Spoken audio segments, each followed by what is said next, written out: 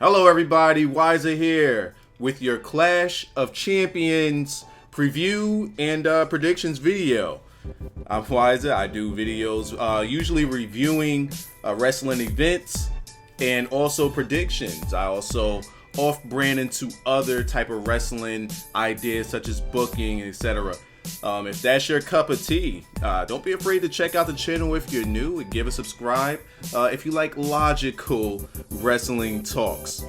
You can also follow me on Twitter at WiserNow, WYZANOW, and feel free to leave a comment in the comment section below with your predictions for this pay-per-view.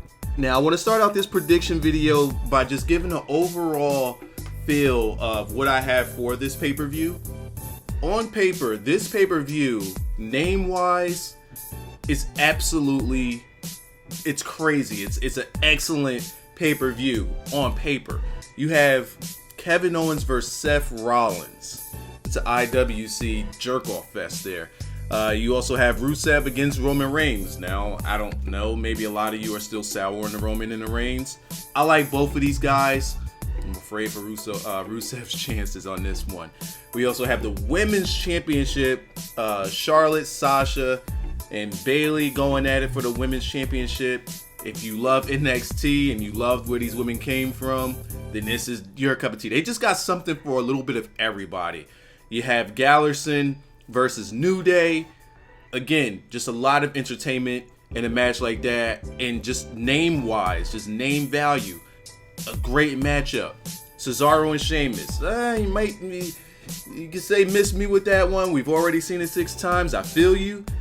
But again, on paper, depending on what type of wrestling fan you are, that's a pretty good matchup right there because you know you're going to get a hard-hitting match. Then we get to the Cruiserweights with TJ Perkins and Brian Kendrick. If you've seen the CWC, this right here is right up your alley. And you got the savvy veteran versus the new face of the Cruiserweight division and new to WWE, TJ Perkins. And it's just a very exciting match versus a Brian Kendrick who has a very veteran savvy type of style these days. Just on paper, all of these matches are crazy. Sami Zayn versus Chris Jericho. Again, it's like a dream matchup. If you put this on paper, hell, you could put this is like, future meets the past or present meets the past. You know you're going to get a good match out of these two. And then you have Alicia Fox and Nia Jax on the kickoff match. I'll leave you to think about that one. As a matter of fact, that's where we're going to start. We are going to start this prediction with Alicia Fox versus Nia Jax on the kickoff show.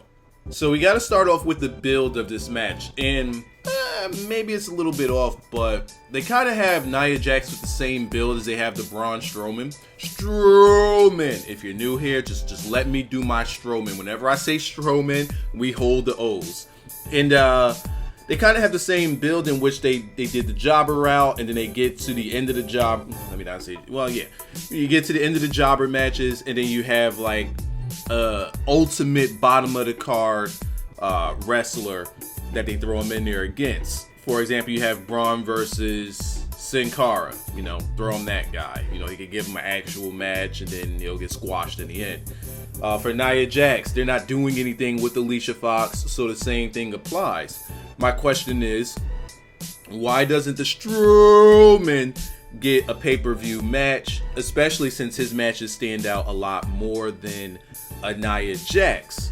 Now, we can say that he's already had his blow-off to his squash dummy in Sin Cara, so we don't need to go there, and we need to build him up with something else. Fair enough. The Nia Jax thing. Her match with Alicia Fox came because Alicia Fox, one of Alicia Fox's friends, got completely destroyed by Nia Jax. Alicia Fox gets in her face backstage, smashes her in the face with a box. It looked like a toolbox. She hit her so hard in the face by mistake. And she got shoved by Nia Jax. Then they have a match the next Monday in which Nia Jax put an absolute beating on this woman. Just repeatedly throwing her into the guardrail over and over. Then sets up for the OMG moment and spears her through the guardrail and just left her just laying in a pool of blood. She was just laying, just drenched in blood. Like when the doctors came to pick her up, the doctors just became doused in blood. She was just gushing all over. All right, that didn't happen, but she did spear her through the guardrail, and it was a pretty good moment there. Pretty good to see Nia Jax get physical like that. Now, we know how this match is going. Alicia Fox, you're there to take this L, and the issue I have with this is Alicia Fox. She's much better than what material it is that they give her. She's a pretty good wrestler. If you've seen her, I've seen her on NXT just come down there and wrestle with the women, and she was great. It was like when I seen her on NXT, I think it was last year or early last year, I was like, yo, I did not know she was this good of a talent. She is. But watching her on the main roster, you wouldn't think it because they don't give her a chance to show it. And with that being said, we got to go with the Nia Jax winning this thing pretty easily. I don't know. Since it's on the pre-show, they might actually give her some time. They might actually give her 5 to 7 minutes. Who knows? Who knows? It doesn't hurt. I think there's going to be a lot of time left over in this kickoff show to put another match on it. So if we see a Braun Strowman match, don't be surprised. I think it's a possibility that they can go in that direction. And if they do, he'll win. Let's go with what I think is going to open up the show, Clash of Champions. I'm thinking that they'll start this thing off with the Cruiserweight Championship match. Here's my overview of this Cruiserweight match. I think that WWE main roster is already starting off on the wrong foot when it comes to this Cruiserweight division. The first thing that I think that they messed up on was how they presented it. They introduced 4 guys for the Cruiserweight division and put them in the Fatal 4-Way. We've seen video packages, not necessarily on them individually, but on the Cruiserweights themselves, like as a whole.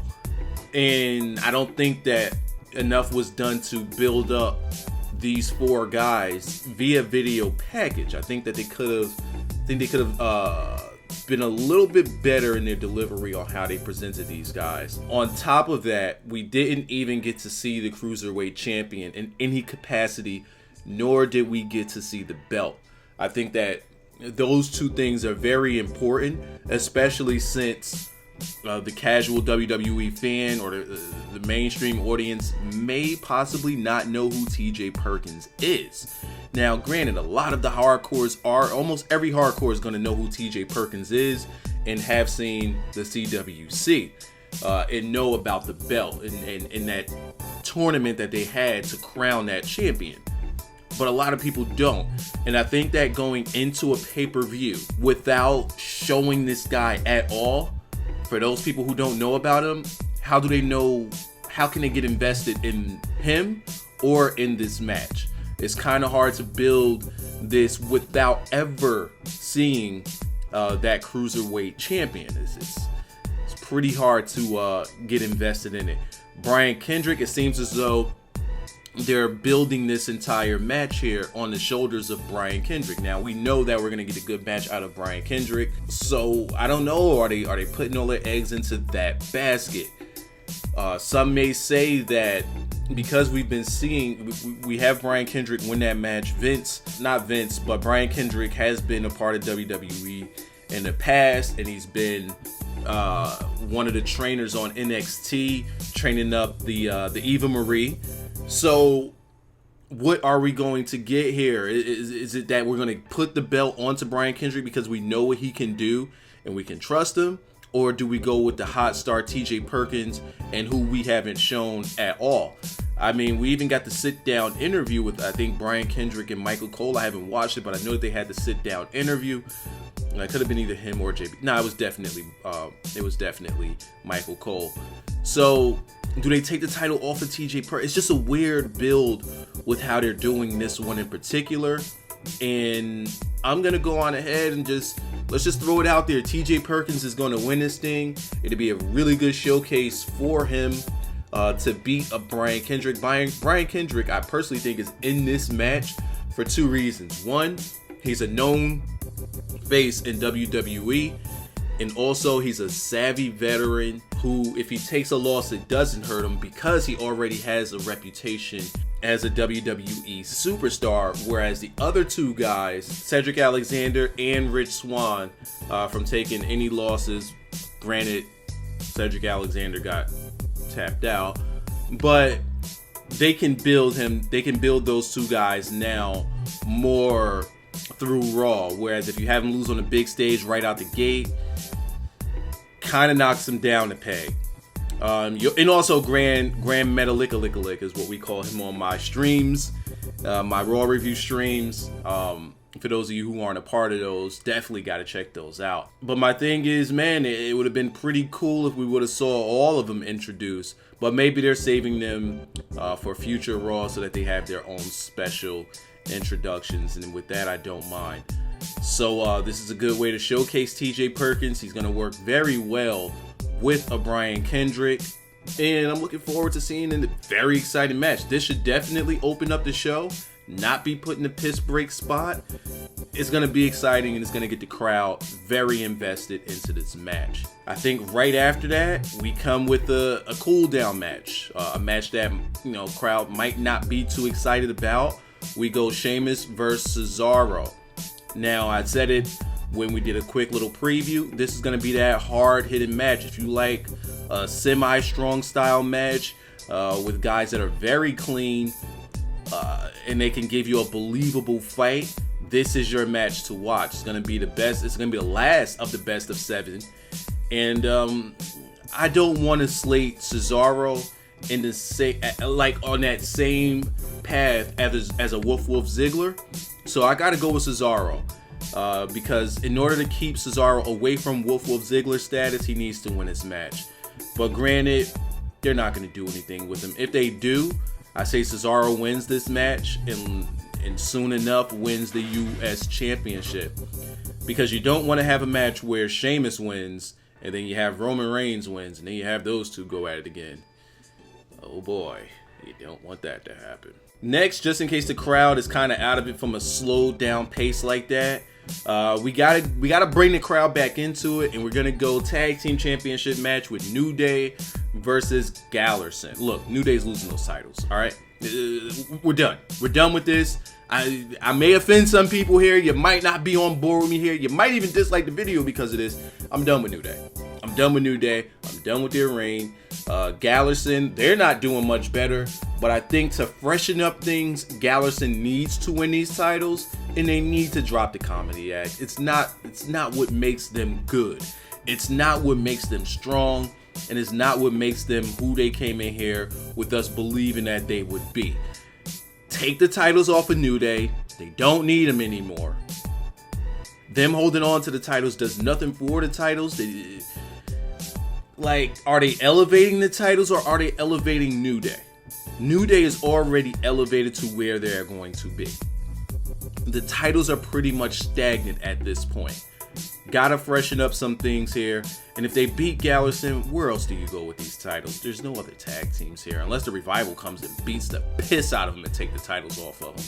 But I got Gallows winning here. Up next, I'm gonna go with the Women's Championship match. Yeah, we're gonna go to Women's Championship match with Sasha, Bayley, and Charlotte.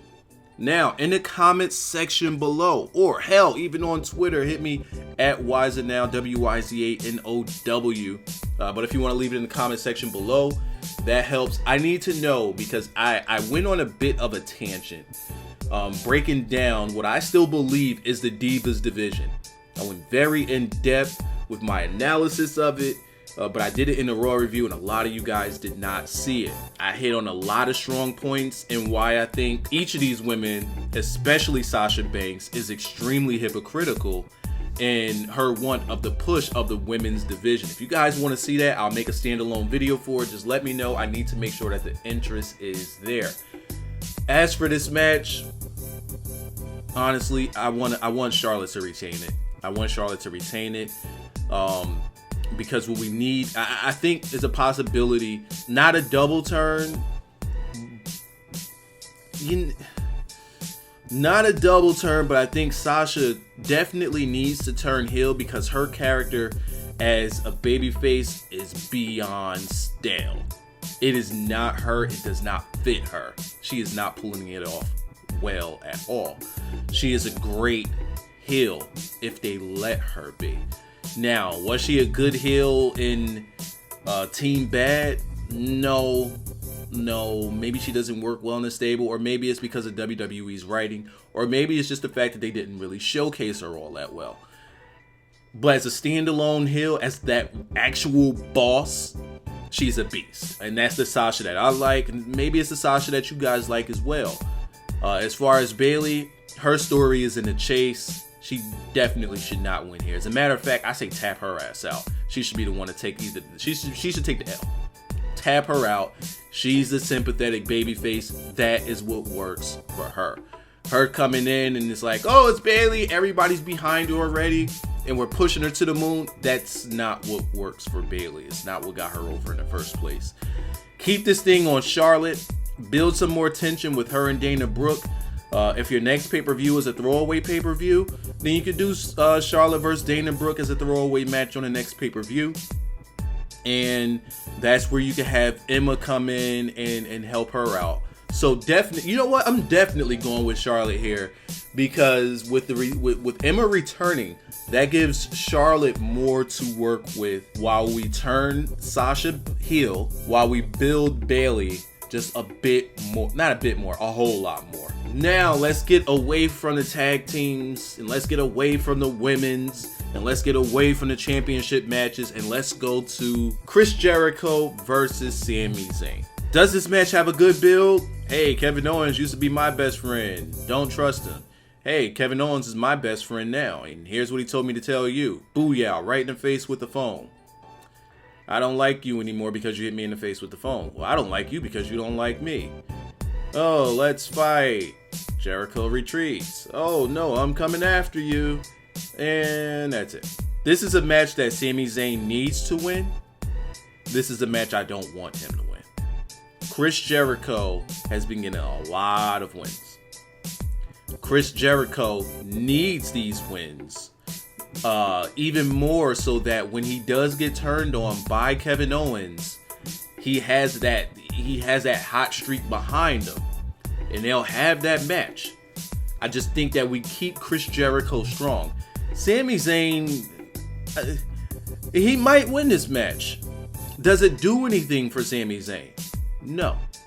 This match does absolutely nothing for. It gives him a win. Other than that, it doesn't give him any progression in character. It doesn't give him any progression in storyline or anything like that. He doesn't even have a storyline. Whereas Chris Jericho does. And winning helps storylines. Chris Jericho has more to gain from winning in this match than the Sami Zayn.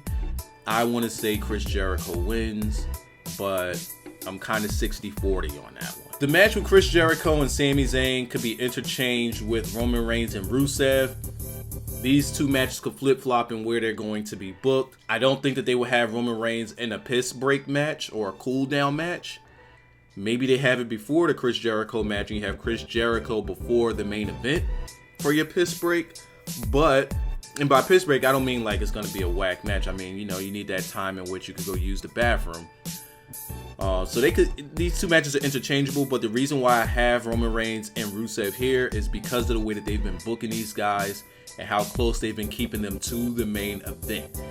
So this is why I have them being the opening for that main event match. Rusev versus Roman Reigns. I expect a very good match here. These guys can work.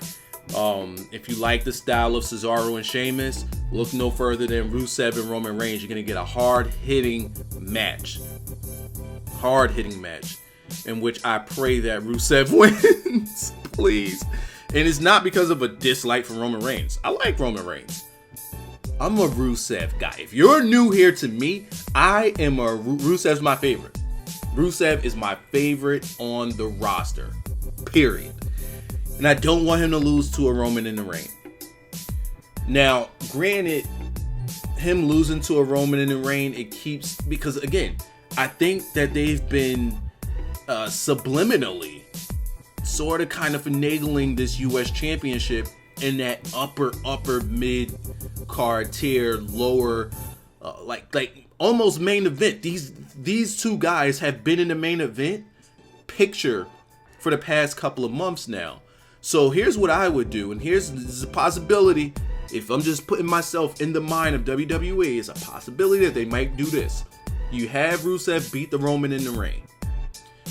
Rusev drops the title to Cesaro, dropping the title back down the mid card, and Rusev continues on in that main event picture with Roman Reigns. Because if you put that title on Roman Reigns, does it hold weight? Yes. Will it be featured? Well, absolutely. But it's a mid-card title. And those mid-card guys need their title. WWE understands that Rusev he's surpassed mid-card. He's better than that. And he doesn't need it. It's time to start building that guy up for the main event picture. You have him beat Roman Reigns, give him even more credibility. He drops it to Cesaro, and he moves on with his life into the main event picture where they're going to make him eat some L's. But they need a guy like him, especially since they're going to be turning Seth Rollins full-fledged babyface. Kevin Owens is going to be the only heel at the top. You need Rusev in that main event picture to take some of the weight off of Kevin Owens as a heel. So my pick here is Rusev, but again, I am 60-40 on this one. I am very scared of that match. And now let's get to your main event match. Or as the Osiris was saying, I don't have the mic, so you're going to have to excuse me since I don't have the echo. Your main event of the evening. It doesn't quite work without the echo. Sami Zayn. What the fluff? Seth Rollins versus Kevin Owens. Again, your IWC jerk-off fest here. It's going to be a good match. These guys know how to lay their shit in. And maybe we see another appearance by the Triple H, making sure that Kevin Owens keeps this title, because Kevin Owens is definitely going to keep this title. Maybe Triple H comes out, helps Kevin Owens win the title. They then go and beat on Seth Rollins, solidify. I guess that's their way of making it his babyface turn. But out comes the Roman in the Reigns to save the day, because we got to get Roman Reigns over, right? And if you're beating up on Seth Rollins, somebody has to come save him, because you love Seth Rollins, right? So what do? You have Roman in the Reigns come out while Triple H and Kevin Owens is getting that heat on Seth Rollins. Roman comes out and the crowd pops, because he'll get that rub from the Seth Rollins. Look, Kevin Owens is winning this match. To me, it should be match of the night outside of TJ Perkins and Brian Kendrick. This right here is going to be a match of the night. Expect your high spots, expect your hard hitting, just expect an overall great match with the fuck finish, with the OMG save, and with the handshake with Roman Reigns and Seth Rollins to close out the show. If it happens, I booked it. If it happens, I booked it. Give me my credit. Now, let me close this off by saying, again, thank you guys for checking out the predictions and preview video. Your support is greatly appreciated. So if you're new, subscribe to the channel. Drop a like on the video. It helps a ton. And follow me on the gimmick Twitter at Wyzanow, WYZANOW. And we're done here.